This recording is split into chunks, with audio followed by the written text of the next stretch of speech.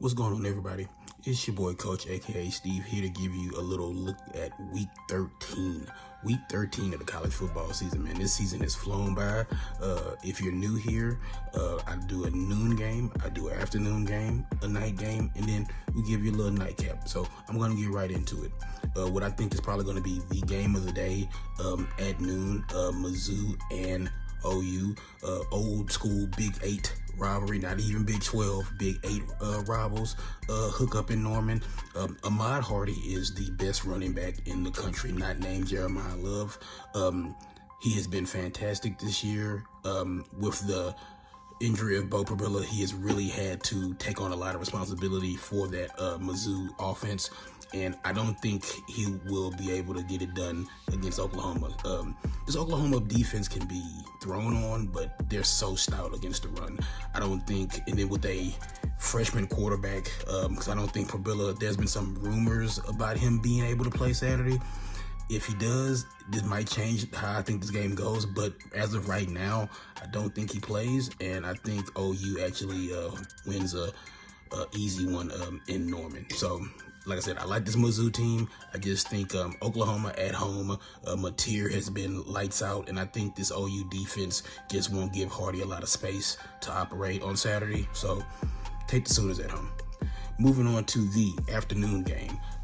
This is a game that I think has the most at stake, the most stakes for this week. And the game I'm talking about is USC and Oregon out in Eugene. Look, if USC wins this game, they're probably clinching a playoff spot. If Oregon loses this game, I don't think that puts them out of the playoff. I think it solidifies their spot in the playoff, but I think Oregon could absorb a loss to USC. USC needs this win to get into the playoff because the Trojans are on the outside looking in, and if they can get this win against Oregon, I think that will put them in comfortably, because I think a win against UCLA next week really won't do anything for the Trojans unless a lot of crazy stuff happens. But look, USC, I think they keep this game closer than a lot of people think. They're very efficient and very high powered on offense. I like the Trojans to keep this close, but Oregon, they had a get right game last week against Minnesota, and again, it's easy to have a get right game against Minnesota because Minnesota's they're having a rough season in Minneapolis, but Moore looked great last week, and I think he'll continue to shine against USC. I think USC's path to winning this game is to keep Oregon's offense off the field. The more you can keep, Moore and those dynamic raw receivers and just keep that team on the sideline, I think USC will be better for it. USC has a great quarterback of their own. Look, I like this Trojan team, but Oregon at home, ought to be going crazy. Think Oregon gets the win, but I think the spread's like 9.5, 10. I think USC covers that spread. So moving on to the night game. Again, a game with some ACC implications as far as who's going to Charlotte to play in the championship game. Pat Narduzzi said the game last week didn't matter, and it really didn't at least for Pitt's ACC championship hopes. This game does. Going down to Atlanta to play Georgia Tech, and look, Georgia Tech, who looked very strong, the defense especially has struggled as of late. Hayes King has just been, he's the offense. The offense is made out of Hayes King, but this defense has not been great, and last week, notwithstanding against Notre Dame, this Pitt offense has been great. Mason Heinschel, like the quarterback, the kid has been fantastic.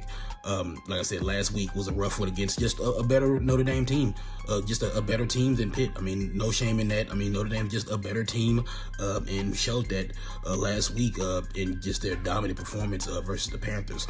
But this game, again, like I said about USC and Oregon, this game could be a little bit more tighter than some people think.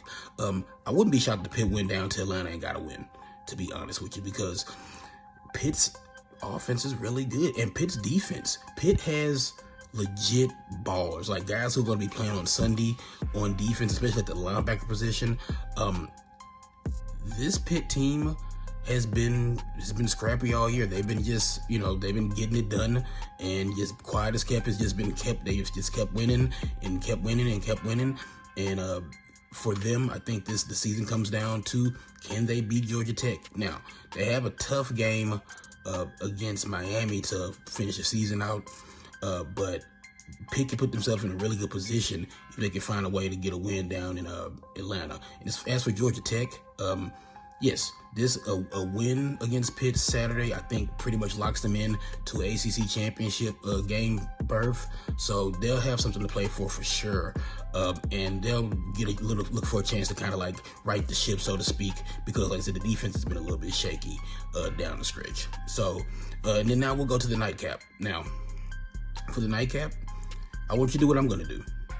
After watching Pitt and Georgia Tech and BYU and Cincinnati and some other games in that night slot, I'm going to put on my PJs and I'm going to go to bed. We'll see you guys next week. Peace.